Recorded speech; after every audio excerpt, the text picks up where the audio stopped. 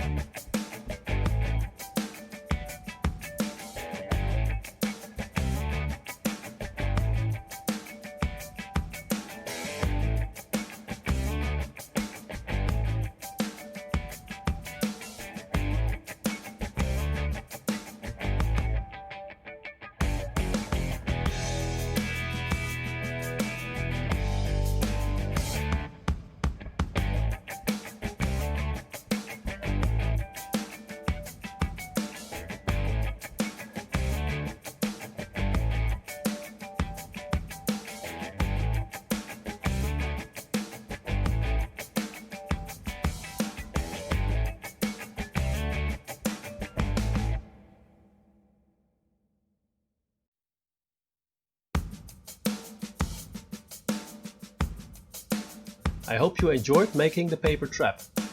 Thanks for watching.